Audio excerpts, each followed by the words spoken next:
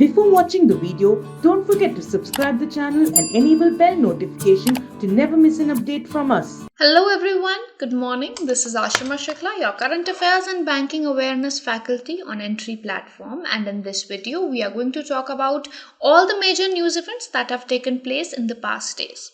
The discussion is going to be of all the major news events which are important from examination point of view, and this video is going to be more of a theory session so that you can all keep your notes and we can cover more news events in lesser compared time period.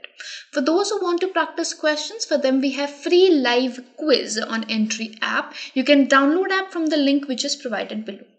Also, those students who want the content in Hindi, for them also we have video same made in Hindi, but you have to download Entri app to access that. It's completely free of cost, but it's available on app. So let's begin the discussion on the news events. The first being Integrated Ombudsman Scheme 2021.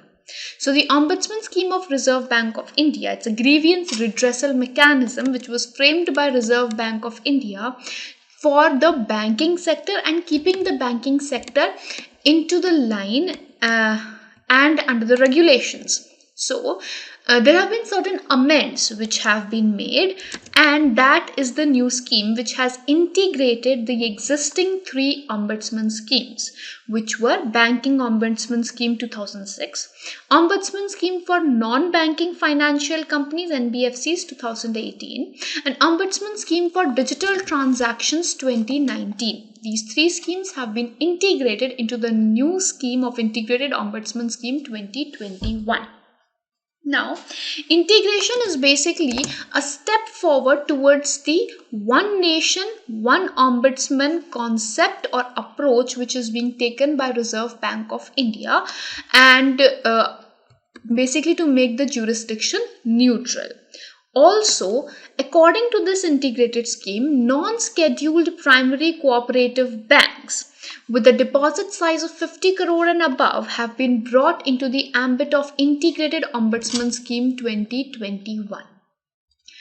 Now, Executive Director in charge of Consumer Education and Protection Department of Reserve Bank of India, he or she is going to be the appellate authority under this scheme. Now, what is the difference between the new scheme and the earlier scheme? First of all, in earlier scheme, the complainant had to figure out that in which scheme they have to fill the complaint or file a complaint or register the complaint. Whereas in new scheme, now they don't have to identify that in which scheme or under which scheme their complaints fall. Then in earlier complaints with deficiency in services, they were rejected. But now deficiency in services definition has been added. So complainants will no longer be rejected on the basis that it is not covered on the grounds on the scheme. Then third, earlier, all the regional offices of RBI had been allocated some cities for which they will deal the complaint, but now the jurisdiction has the constraint of jurisdiction has been removed. So we can say that someone has an account in Kanpur, but they want to register a complaint, or they are living in Mumbai and can register in RBI Mumbai, they can do that.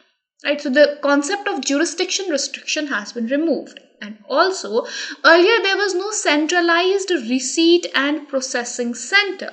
This has been added, and it is going to be in the Chandigarh branch. So in RBI Chandigarh, there is going to be a centralized receipt and processing center for the receipt and initial processing of the physical and email complaints in any language. Then we have Reserve Bank of India Retail Direct Scheme or RD scheme, which aims to provide a safe, simple, direct and secured platform for investors for trade of Government of India securities. So with this scheme, retail investors can trade in government securities directly using the online portal which has been developed by the Reserve Bank of India recently. Now, on this platform, the retail investors, they can be general public or individuals, they can buy or sell government securities in primary market as well as in secondary market. So, the payments for investment in government security can be done using a saving bank account linked with the RDG account via UPI or internet banking. There is no fees on opening and maintaining the retail direct gilt account from the customers.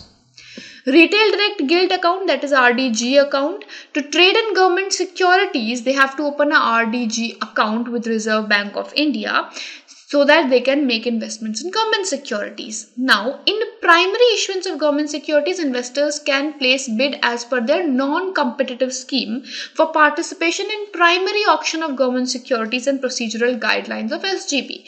And in secondary market, investors can buy and sell government securities on NDSOM, that is odd lot and request for quotes segments.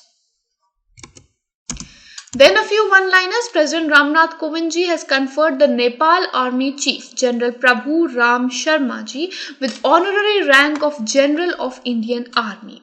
Now, there is an age-old relationship of India and Nepal called Roti Bet relationship, which has been revived by the leaders of both the countries. Now, General of Indian Army, that is the Chief of Army Staff, Manoj Mukund Narwane ji, General Manoj Mukund Narwane ji, he was also given the honorary rank of General of Army Nepal Army in the year 2020 in the month of November itself. So last year, same month, Manoj Mukund Narwane ji was on a visit to Nepal where he was given the honorary rank, and now the Nepalese Chief of Army Staff has been given the same. Indian Navy has received the 4th Scorpion class submarine under Project 75. The vessel has been commissioned with the name INS Vela. It has been developed in the Mazagon Dock Shipbuilders, which is in Mumbai. Mazagon Shipbuilders is in Mumbai. Then, as we know, this is the 4th one in line. So, which are the other 3 which are in line? That being, first is INS Karanj. INS Karanj. Then the second is INS Kalvari. INS Kalvari. And the third one being INS Khanderi. INS Khanderi. These are the 3 naval ships which are the other in Project 75. Currently, India has 12 submarines and 2 nuclear submarines, INS Arihant and INS Chakra.